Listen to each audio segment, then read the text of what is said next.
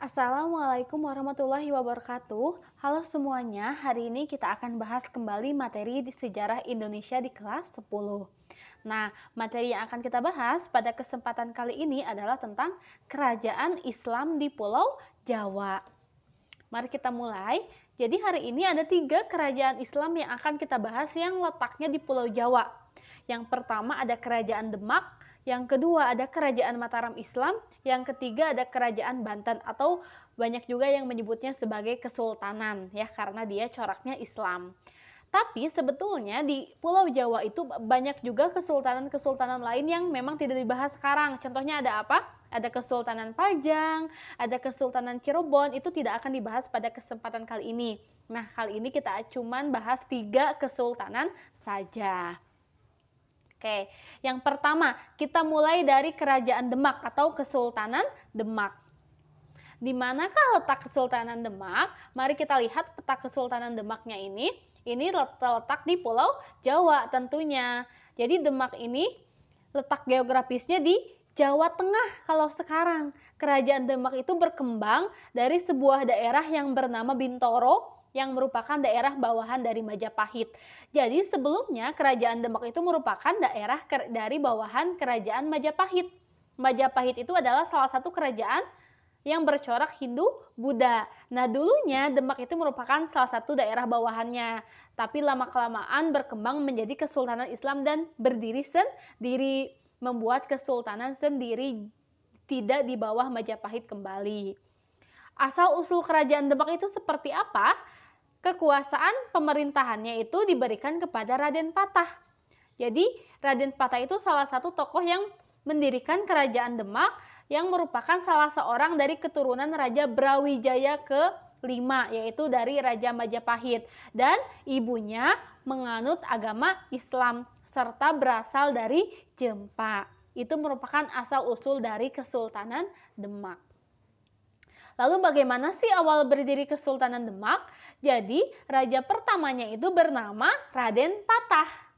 Pada awal munculnya, kerajaan Demak itu mendapatkan bantuan dari bupati pesisir di pantai utara Jawa bagian tengah dan timur yang telah menganut Islam. Kerajaan Demak merupakan kerajaan Islam pertama di Pulau Jawa. Jadi, kerajaan Demak itu awalnya merupakan bawahan dari kerajaan Majapahit, lalu dia berkembang sendiri menjadi kerajaan yang bercorak Islam. Makanya nantinya dikenal dengan Kesultanan Demak. Dan ternyata Kesultanan Demak ini merupakan kesultanan Islam pertama di Pulau Jawa. Jadi kalau ada yang bertanya apa sih kerajaan atau kesultanan Islam pertama di Pulau Jawa? Jawabannya adalah Kesultanan Demak. Oke, sekarang kita bahas bagaimana kehidupan masyarakatnya. Yang pertama dari bagaimana politik dari Kesultanan Demak. Yang pastinya terdiri dari raja-raja yang memerintah di Kesultanan Demak. Yang pertama ada seorang sultan yang bernama Raden Patah yang tadi telah saya sebutkan. Kalau Raden Patah itu merupakan sultan pertama dari Kesultanan Demak yang mendirikan Kesultanan Demak. Wilayah kekuasaan Demak pada masa kekuasaan Raden Patah itu meliputi daerah Jepara, Tuban, Sedayu, Palembang, Jambi, dan beberapa daerah di Kalimantan. Jadi ternyata nggak hanya di Pulau Jawa aja kekuasaannya, tetapi sampai ke Kalimantan. Cuma pusatnya memang di Pulau Jawa. Pada masa pemerintahannya, Raden Patah itu membangun Masjid Agung Demak yang sampai sekarang masih berdiri dan banyak juga orang-orang yang masih ziarah ke Kesultanan Demak. Pembangunannya pada waktu itu dibantu oleh para wali Songo dan beberapa sunan. Lalu yang kedua ada raja yang bernama atau sultan yang bernama Pati Unus. Pati Unus dikenal sebagai panglima perang yang memimpin pasukan Demak menyerang Portugis di Malaka. Jadi kalau kalian ingat pada pertemuan sebelumnya sudah saya sebutkan kalau Malaka itu runtuh gara-gara apa? Gara-gara Portugis menyerang ke Malaka. Gara-gara akhirnya Portugis itu berhasil menyerang Malaka. Nah, pada waktu itu Pati Unus pun dia menyerang Portugis di Malaka, memimpin pasukan Demak untuk menyerang Portugis di Malaka. Kenapa ke Malaka? Karena Selat Malaka itu salah satu selat yang memang diperebutkan pada waktu itu di Nusantara karena letaknya yang strategis dan memberikan banyak keuntungan bagi siapapun yang menguasai Selat Malaka. Yang ketiga, ada Sultan Trenggono.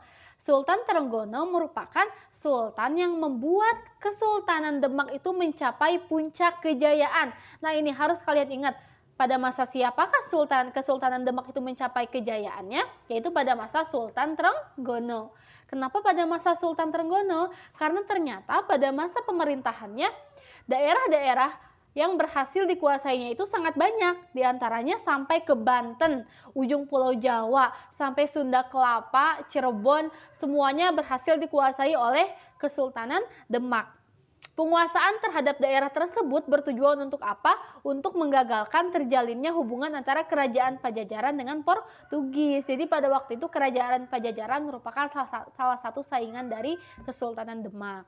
Akhirnya armada Portugis dapat dihancurkan oleh armada Demak dan nama Sunda Kelapa diganti menjadi Jayakarta. Jadi pada waktu itu Demak menjelma menjadi kesultanan Islam yang ternyata kekuatannya sangat besar sampai dia berhasil menghancurkan armada Portugis dan mengganti nama Sunda Kelapa menjadi nama Jayakarta. Itu pemerintahan Sultan Trenggono, makanya dia dinobatkan sebagai sultan yang membuat Demak itu mencapai puncak kejayaan. Yang keempat, ada Sunan Prawoto. Sunan Prawoto itu ternyata salah satu sultan yang pada masa pemerintahannya itu Demak mengalami kemunduran karena terjadinya perebutan kekuasaan antara siapa? Antara Sunan Prawoto sendiri dengan Arya Panangsang. Siapa Arya Panangsang? Arya Panangsang itu adalah Bupati Demak yang dia merasa lebih berhak atas tahta kerajaan Demak. Jadi kalau kalian ingat, Demak itu pada waktu itu wilayah kekuasaannya sangat banyak, termasuk ke Banten, Cirebon, semuanya dikuasai oleh Demak. Nah, muncul seseorang tokoh yang bernama Arya Panangsang yang dia merasa lebih pantas atau merasa lebih berhak atas tahta kerajaan Demak. Akhirnya dia terjadi perebutan kekuasaan dengan Sunan Prawoto yang sedang memimpin pada waktu itu. Perebutan kekuasaannya berkembang menjadi konflik berdarah dan terbunuhnya Sunan Prawoto dan Pangeran Hadiri. Akhirnya konflik berdarah tersebut berkembang menjadi perang saudara. Jadi terjadi perang saudara di masa akhir pemerintahan dari Kesultanan Demak. Dalam perang tersebut akhirnya Arya Panangsang pun terbunuh sehingga tahta kerajaan Demak jatuh ke tangan Joko Tingkir atau Jaka Tingkir. Siapa Jaka Tingkir? Dia adalah menantu dari Sultan Trenggono. Sultan Trenggono itu sultan yang membuat Demak mencapai puncak kejayaan. Akhirnya Jaka Tingkir menjadi raja kerajaan Demak ke daerah Pajang. Jadi dia beralih ke daerah Pajang sehingga itulah akhir dari keruntuhan Kesultanan Demak karena ternyata Jaka Tingkir mengembangkan kembali kesultanan sendiri di daerah Pajang. Maka muncul yang namanya Kesultanan Pajang. Itu dari politik Kesultanan Demak. Selanjutnya bagaimana kehidupan sosialnya? Ternyata karena memang kesultanannya bercorak Islam, kehidupan masyarakatnya pun memang sudah diatur sesuai ajaran Islam. Namun ternyata masih banyak juga masyarakat yang menjalankan tradisi lama karena ternyata tradisi itu sangat sulit untuk dengan waktu sekejap diubah. Makanya budaya-budaya yang datang ke sana termasuk budaya Islam pun tidak serta-merta menghilangkan budaya-budaya asli yang sudah ada dalam masyarakat. Tetapi kebanyakan memang budaya-budaya yang datang itu berakulturasi atau bercampur dengan budaya-budaya yang sudah lama berkembang di masyarakat.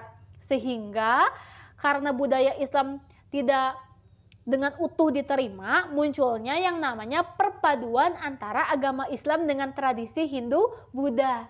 Itulah uniknya Indonesia, karena ternyata di Indonesia itu budaya-budaya baru yang datang termasuk Islam datang ke Indonesia itu tidak serta-merta secara utuh diterima oleh masyarakat karena masyarakat sudah punya budaya sendiri. Sebelum Islam datang, masyarakat itu telah menganut ajaran Hindu-Buddha yang tradisinya tidak sebentar tapi sangat lama menganut dalam masyarakat. Sehingga terjadi perpaduan antara agama Islam yang berkembang baru di masyarakat dengan tradisi Hindu-Buddha yang sudah lebih lama berkembang di masyarakat. Itu kehidupan sosial masyarakat di daerah Demak. Terjadi perpaduan atau akulturasi budaya. Contohnya apa aja akulturasi budayanya nanti kita bahas. Kita lanjut dulu ya. Oke, selanjutnya bagaimana kehidupan perekonomian masyarakat di Kesultanan Demak? Kesultanan Demak ini perekonomiannya berkembang pada sektor perdagangan dan pertanian. Jadi dia pertanian dikembangkan karena letak kerajaannya itu banyak yang di pedalaman. Kesultanan Demak itu lebih menitik beratkan pada sektor perdagangan karena letaknya yang sangat strategis, yaitu berada pada jalur lalu lintas pelayaran dan perdagangan. Jadi selain pertanian, perdagangan juga ternyata diutamakan karena letaknya strategis, yaitu berada pada jalur lalu lintas pelayaran. Selain itu, Demak juga merupakan penghasil rempah-rempah di wilayah Indonesia bagian timur dan Malaka sebagai pasar Indonesia bagian barat. Jadi kalau bagian timur itu oleh Demak, kalau bagian barat oleh Malaka rempah-rempahnya. Lalu apalagi di Demak itu berkembang pesat dalam dunia maritim tentunya ya, karena dia pelayaran. Kerajaan Demak juga mengusahakan kerjasama dengan daerah di pantai utara Jawa yang telah menganut agama Islam sehingga tercipta kerukunan di bawah pimpinan Demak. Jadi dia juga mampu membuat kerukunan dengan daerah-daerah lain yang memang sudah menganut Islam sehingga terjadi kerukunan antara berbagai daerah di bawah pimpinan Kesultanan Demak sebagai Kesultanan Islam pertama di Pulau Jawa. Oke, selanjutnya bagaimana kehidupan budayanya? Seperti yang sudah saya sebutkan tadi, kalau di Demak itu terjadi percampuran budaya atau akulturasi kebudayaan antara budaya Islam yang baru berkembang dengan tradisi lama yaitu Hindu-Buddha. Budaya Islam yang baru masuk ke Indonesia itu berpadu sempurna dengan budaya asli masyarakat setempat. Contohnya apa sih bentuk realnya, apa akulturasi itu dalam apa terlihatnya? Contohnya adalah Masjid Agung Demak yang merupakan karya besar para wali songo yang menggunakan gaya asli Indonesia, yaitu atapnya bertingkat 3 dan memiliki pendopo. Di kompleks masjid pada bagian belakang juga terdapat makam. Di tempat itu dimakamkan raja-raja Demak yang sangat dikeramatkan oleh masyarakat setempat. Nih kita lihat gambarnya ya. Di sini ada Masjid Agung Demak. Lihat atapnya. Atapnya itu bukan kubah-kubah seperti masjid zaman sekarang, tetapi dia masih atapnya itu 3 bertingkat atau dia itu seperti segitiga gitu kan, ada tingkat-tingkatan. Itu merupakan salah satu tradisi yang merupakan akulturasi dari budaya Islam. Budaya Islamnya apa? Tentunya masjidnya itu merupakan salah satu peninggalan Islam, tetapi bentuk atapnya merupakan akulturasi dengan tradisi lama. Karena ternyata bentuk atap seperti ini itu sama dengan bentuk atap dari tempat beribadah agama Hindu. Dan juga ternyata pada zaman dahulu, pada zaman prasejarah itu dikenal dengan ada yang namanya punden berundak. Punden berundak juga ternyata bentuknya seperti atap seperti ini, jadi bertingkat-tingkat. Itu mengartikan bahwa ternyata atap Masjid Demak itu tidak serta-merta secara utuh budayanya dari budaya Islam, tetapi tetap mereka itu memasukkan tradisi-tradisi lama yang sudah berkembang pada masyarakat dalam atap Masjid Demak. Jadi masjidnya dari budaya Islam, sedangkan bentuk atapnya dari tradisi lama Indonesia itu dari zaman prasejarah, diambil dari bentuk punden berundak atapnya itu. Atau juga zaman Hindu-Buddha juga berkembang atap seperti ini. Jadi atap-atap tempat beribadah pura-pura di Bali juga banyak yang bentuknya seperti ini atapnya. Itu Masjid Agung Demak. Oke. Jadi seperti itulah dari Kesultanan Demak. Selanjutnya, yang kedua, kita bahas dari Kesultanan Mataram Islam. Kesultanan Mataram Islam, mari kita lihat ini peta wilayah Kesultanan Mataram Islam. Jadi yang warnanya orange itu wilayah Kesultanan Mataram itu sebelum 1613, sebelum tahun 1613. Tapi lama-kelamaan wilayah Mataram Islam itu berkembang sangat pesat, terutama di wilayah di bawah kekuasaan Sultan Agung. Nih, kita lihat ya, yang warna oranye itu ada wilayah Mataram Islam. Kenapa ada nama Pajang di sana? Karena memang sebelum ini ada Kesultanan Pajang, cuman memang tidak kita bahas pada kesempatan kali ini. Oke. Kerajaan Mataram Islam, letak geografisnya pada awal perkembangannya Mataram Islam ini merupakan daerah kadipaten yang berada di bawah kekuasaan Pajang. Nah, jadi ini sebenarnya sambung menyambung dari Kesultanan Demak tadi. Kesultanan Demak runtuh berakhir karena akhirnya wilayahnya diberikan kepada Jakatingkir. Jakatingkir itu merupakan menantu dari Sultan Trenggono yang merupakan Sultan Demak pada masa kejayaannya. Tetapi Jakatingkir ini lebih mengembangkan kerajaannya di wilayah Pajang. Makanya munculnya yang namanya Kesultanan Pajang. Nah, Kesultanan Pajang ini berkembang lama-kelamaan. Mataram ini awalnya merupakan daerah di bawah wilayah Kesultanan Pajang. Namun ternyata dia mampu melepaskan diri dari Kesultanan Pajang. Mataram letaknya di daerah Jawa Tengah, bagian selatan, dengan pusatnya itu di daerah Kota Gede atau daerah Yogyakarta sekarang. Jadi kalau kalian main-main ke Yogyakarta, ternyata itu merupakan salah satu wilayah bekas kekuasaan Mataram Islam.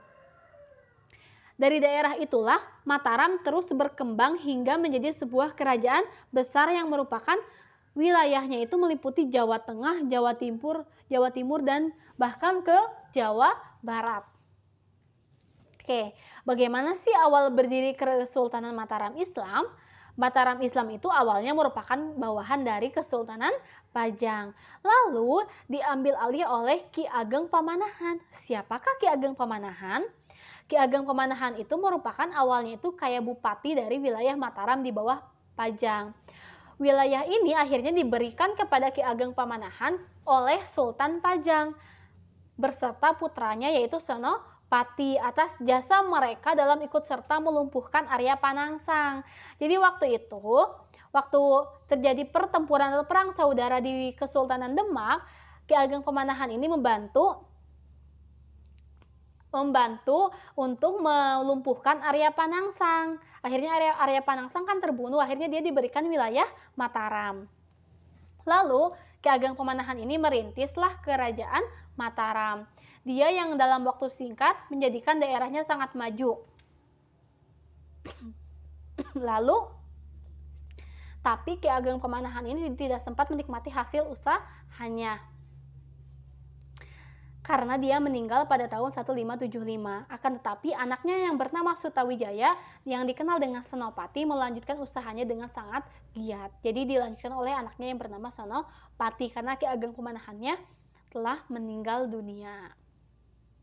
Oke, kita mulai dari politiknya. Bagaimanakah kehidupan politik dari Kesultanan Mataram? Yang pertama, dia sultannya bernama Sutawijaya. Karena Ki Ageng Pamanahannya waktu itu kan dia sudah meninggal, jadi dilanjutkan oleh anaknya.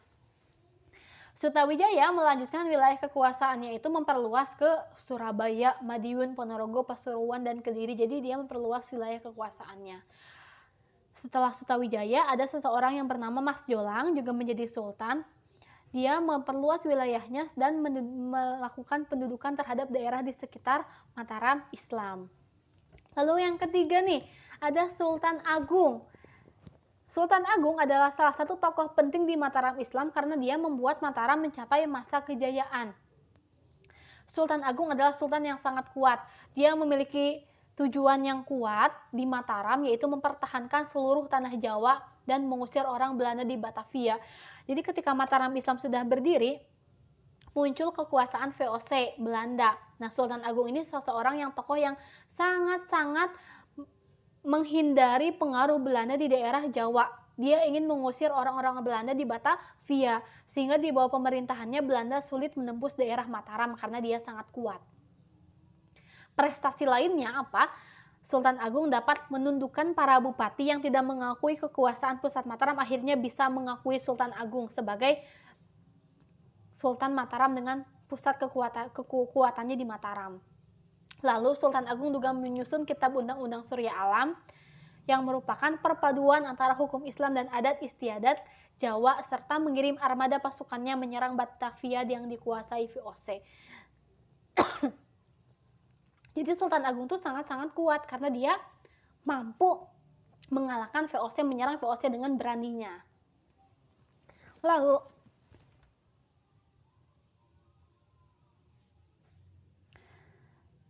Lalu Sultan selanjutnya adalah Sunan Amangkurat I.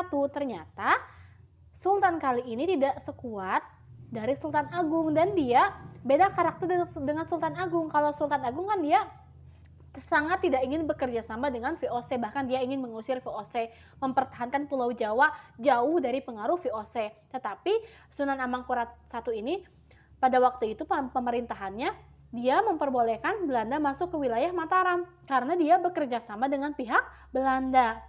Hal tersebut tentunya membuat ketidaksenangan dari rakyat Mataram sendiri karena ya tidak suka karena VOC itu merupakan pengganggu dari Kesultanan Mataram. Akhirnya menimbulkan banyaklah pemberontakan. Namun ternyata semua pemberontakan itu bisa dipadamkan oleh Sunan Amangkurat I karena dia dibantu oleh Belanda. Pemerintahan selanjutnya dipimpin oleh Sunan Amangkurat II.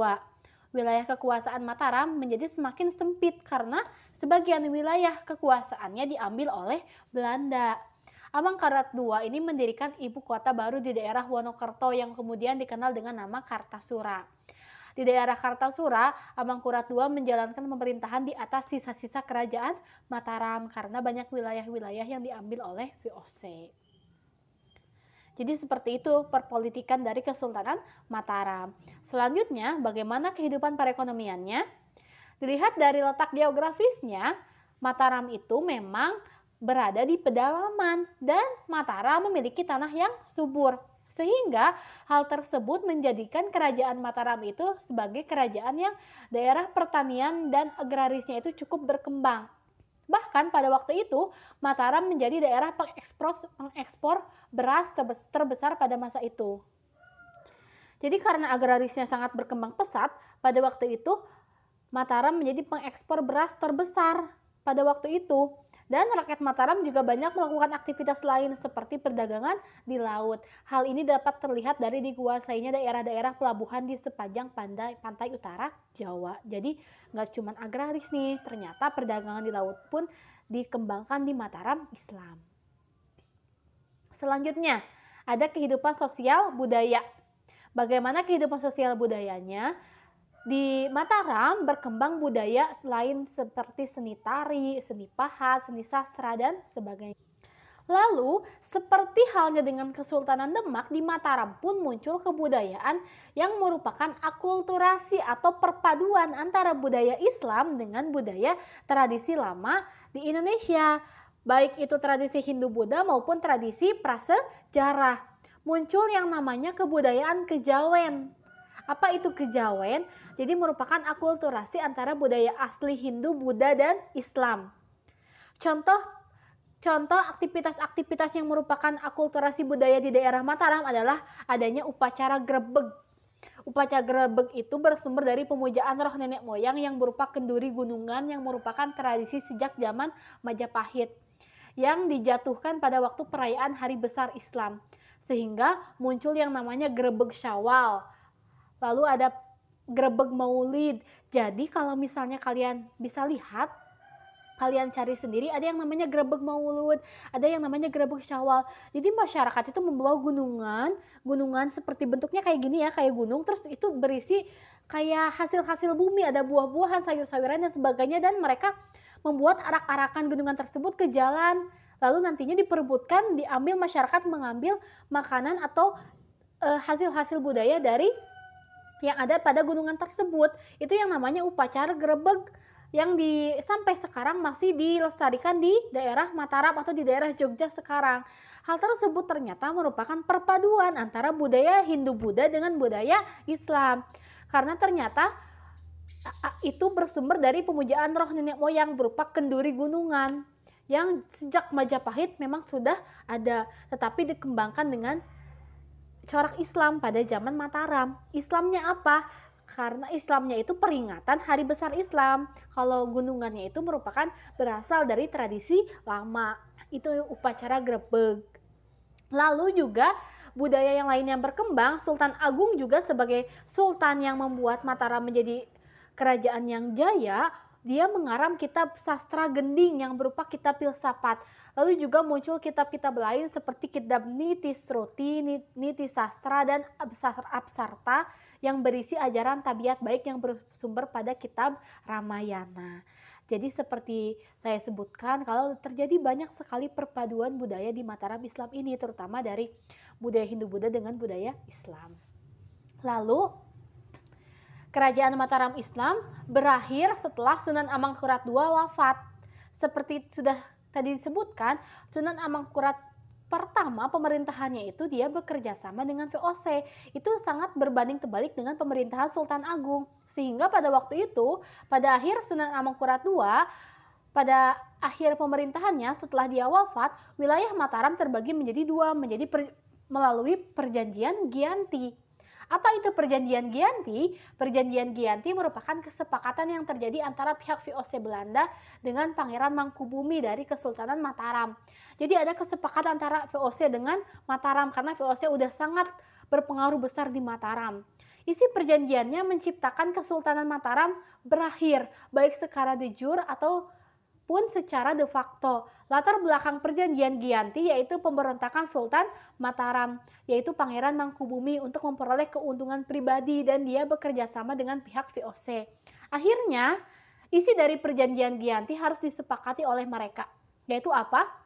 Yang paling penting adalah kerajaan Mataram akhirnya terbagi menjadi dua, yang itu Kesultanan Yogyakarta yang diperintah oleh Sri Sultan Hamengkubuwono I dan daerah Kasuhunan Surakarta yang diperintah oleh Susuhunan Pakubuwono I.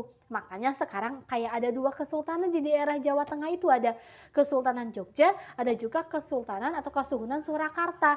Itu ternyata hasil dari perjanjian Giyanti yang awalnya wilayah tersebut merupakan wilayah dari Mataram Islam. Itu sejarahnya. Makanya kita kalau misalnya jalan-jalan ke daerah Jogja, Solo, kita harus paham, oh ternyata awalnya memang kesultanan tersebut memang wilayah dari Mataram Islam. Cuman ternyata terbagi dua akibat dari perjanjian Giyanti ini. Makanya jangan salah mengira kenapa budaya Solo dan Jogja itu hampir mirip-mirip, karena memang induk budayanya dari Mataram Islam. Seperti itu. Itu akhir dari kerajaan Mataram Islam. Selanjutnya kita beralih ke kerajaan atau Kesultanan Banten, kesultanan di ujung pulau Jawa. Nah, waktu itu awalnya Banten memang merupakan wilayah di bawah pimpinan Kesultanan Demak.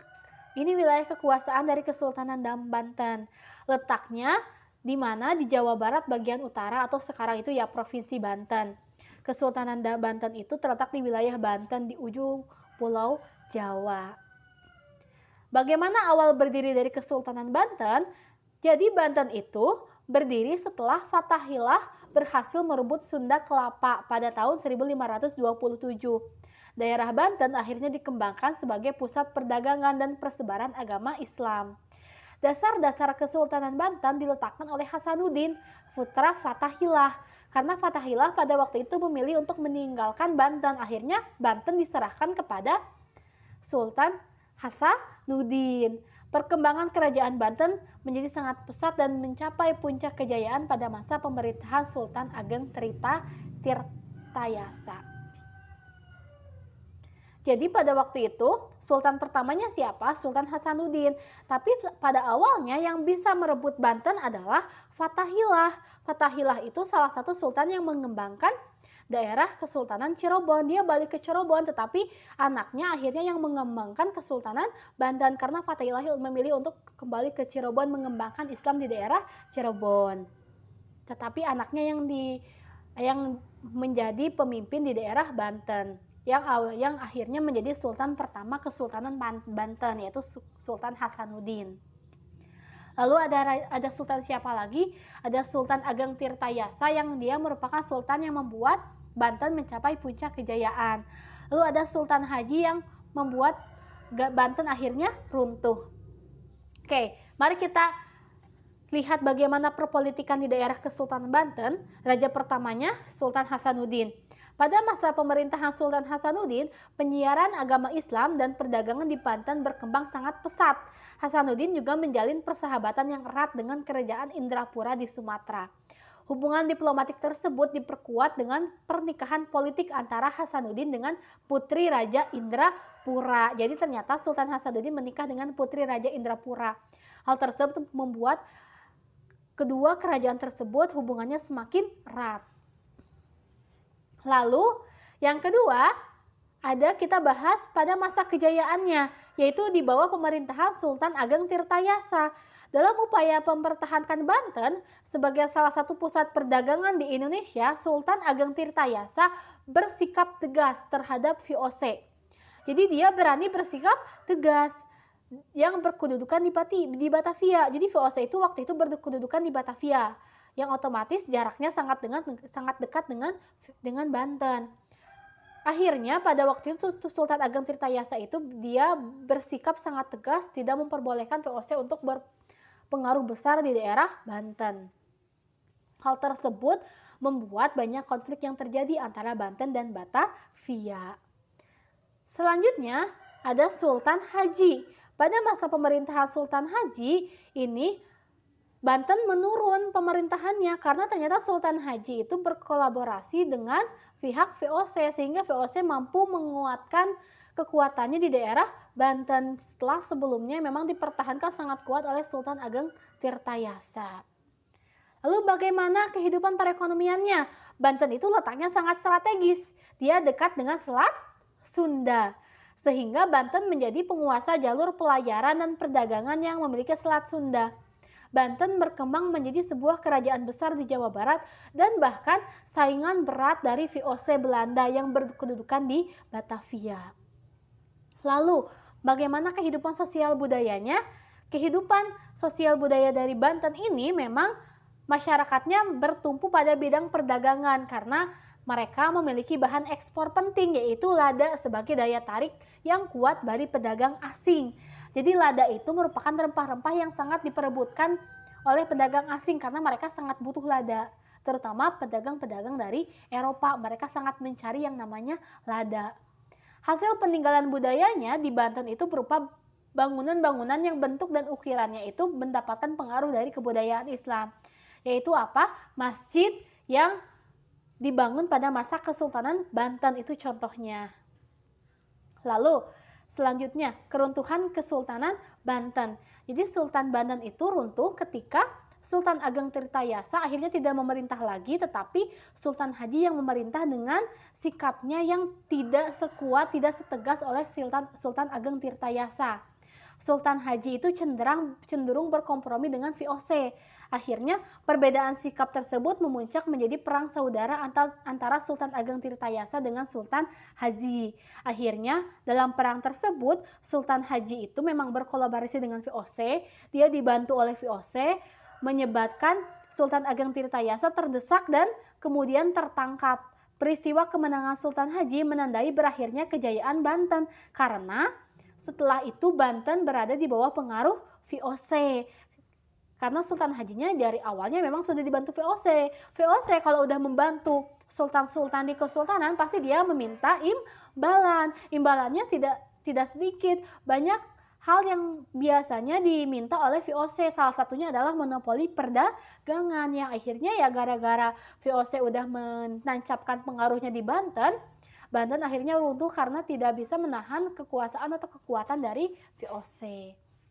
Itulah kesultanan-kesultanan di Pulau Jawa. Jadi ada 3 yang dibahas kali ini yaitu Kesultanan Demak, Mataram Islam, dan Banten. Terima kasih atas perhatiannya.